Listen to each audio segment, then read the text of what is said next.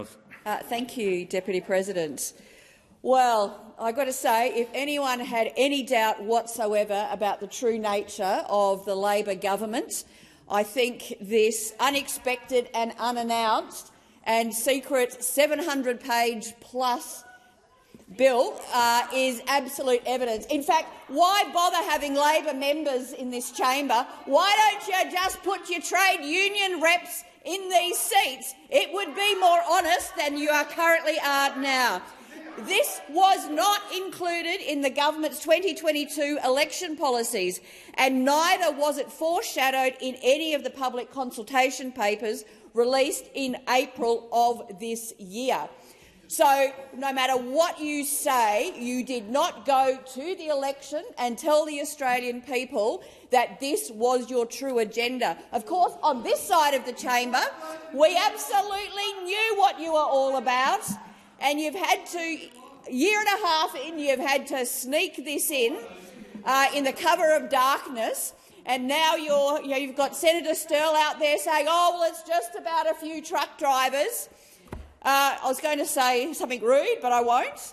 Like hell it is just about a few people in a couple of industries. This is about every workplace in this country, and employees will undoubtedly be worse off, but it is particularly small businesses who are already suffering.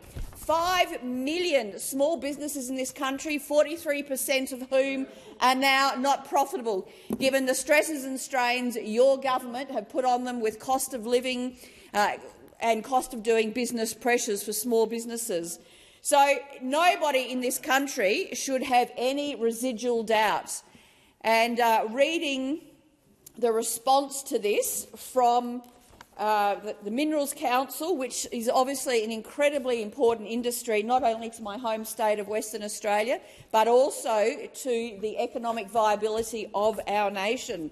And let's see what the Minerals Council has actually said about this. Tanya Constable said that the Albanese government's latest industrial relations legislation excuse me, changes are some of the most extreme and interventionist workplace changes that have ever been proposed in Australia.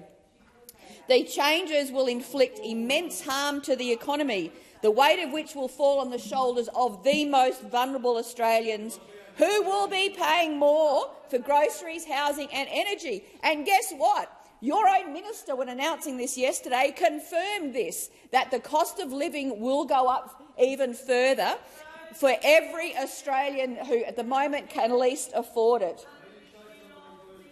So let's see what the Council of Small Business Organisations has had to say about this extreme legislation.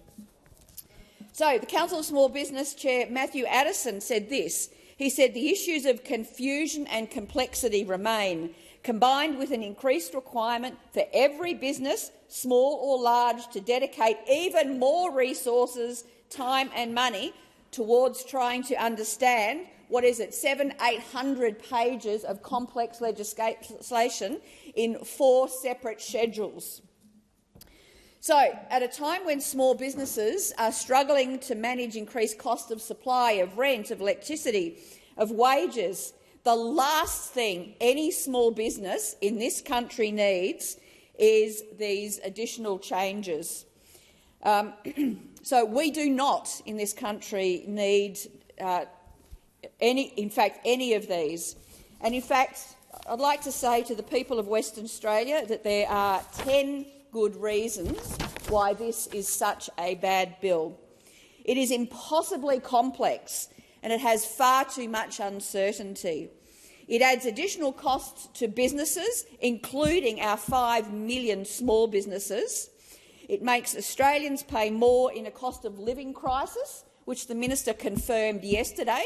Shame on you for supporting that at the moment. It does absolutely nothing to increase productivity, and when the minister was asked today in question time, couldn't point to a single provision that actually increased productivity. It does nothing to enhance competition. It risks jobs, probably hundreds of thousands of jobs, particularly in small business. And the only one to benefit are Labor's union paymasters. And as I said, Thank you, the Senator gig Reynolds. is up. You may have them all.